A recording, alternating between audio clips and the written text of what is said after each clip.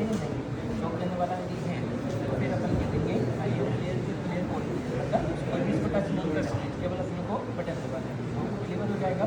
जैसे shock cleaver होता है तो कंप्रेशन स्टार्ट कर देता है, हर 2 मिनट में अपने को देखना है फर्स्ट स्टेप, है ना।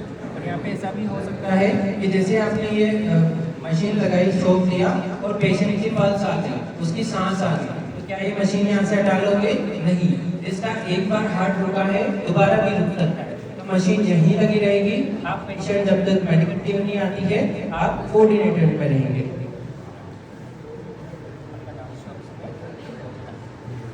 मैं सर दक्षिका चौधरी, और अभी मैं बताऊंगी कि सीपीआर कैसे लेते हैं। फर्स्ट ऑफ ऑल अगर किसी का भी एक्सीडेंट होता है तो आपको क्या करना है कि आप पहले उस पेशेंट को आप उस जगह से, उस सिचुएशन से आप थोड़ा बाहर लेकर आएंगे, कहीं रोड पर जहाँ पर जो है हार्ड और फर्म जगह हो, बॉडी को वहाँ पर ले डाउन करेंगे। देन आपको उनको पहले टैप करना है उनके शोल्डर्स पर और उनसे पूछना है कि वो कहाँ से हैं, उनका नाम क्या है। अगर वो रिस्पॉन्स करते हैं तो फिर एम्बुलेंस या फिर आसपास के लोगों को बुलाना है। अगर वो नहीं कर रहे हैं रिस्पॉन्स, देन आफ्टर आपको उनकी पल्स चेक करनी है, उनकी ब्रीदिंग चेक करनी है। अगर ब्रीदिंग और पल्स नहीं आ रही है देन आप उसके लिए आप सीपीआर लेंगे। सीपीआर के लिए आपको पहले अपना लेफ्ट हैंड, आपका जो भी डोमिनेटिंग हैंड होता है उसको आपको जो रेसिस्टेंस वाला हैंड है उसके ऊपर रखना होता है। इस तरह से ऊपर रखने के बाद 90 डिग्री का एंगल बनाएंगे एंड देन आपको इधर प्रेस करना है पूरे शोल्डर के सेंट्रल पार्ट में कंप्रेशन देना है। कंप्रेशन के टाइम बोलना है 1 1 2 3 4 5 6 7 8 9 10 11 12 13 14 15 16 17 18 19 21 22 23 24 25 26 27 28 29 30 होते ही यहाँ पर ब्रीदिंग की जाएगी, S2 ब्रीदिंग। और जब इसको ब्रीदिंग को कंप्रेस करेंगे तो बोलेंगे 1001 1002, ऐसे 2 ब्रीदिंग यहाँ पे होगी और वापस से कंप्रेशन यहाँ पे स्टार्ट हो जाएगा। यदि इस बीच AED की मशीन आपके पास आ जाती है, कैसे उसको लगाएंगे?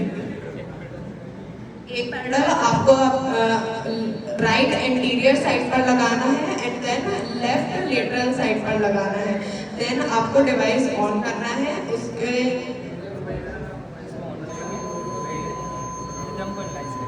ये रिदम को एनालाइज करेगा।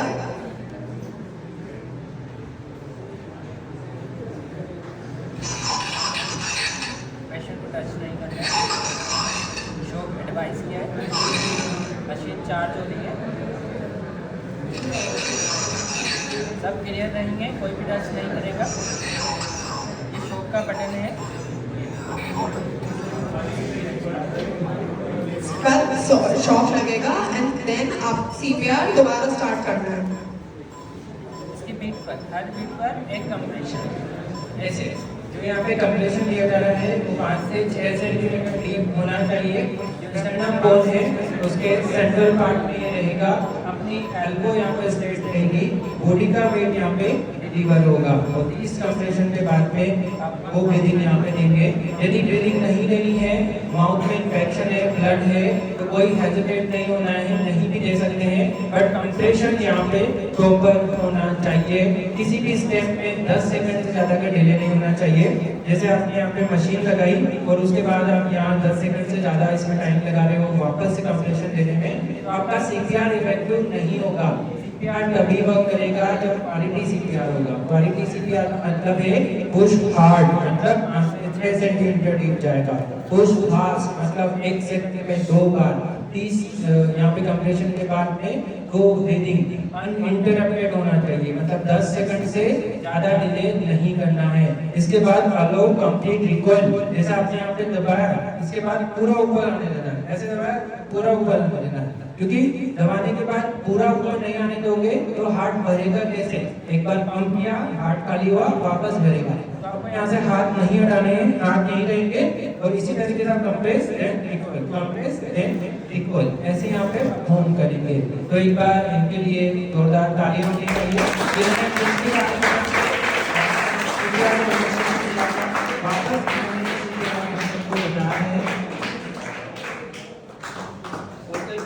सीखना चाहे तो यहाँ आ सकते हैं, हैंड्स ऑन ट्रेनिंग है। ये आना चाह रहा है, प्रेशर यहाँ पे लेना चाह रहा है, हेल्थ हीरो बनना चाह रहा है, किसी की लाइफ बचाने के लिए या फर्स्ट रेस्पॉन्डर की तरह से तुरंत के 8 से 10 सेकंड में किसी में मरीज है तो आगे आ जाइए, क्योंकि यूएसए में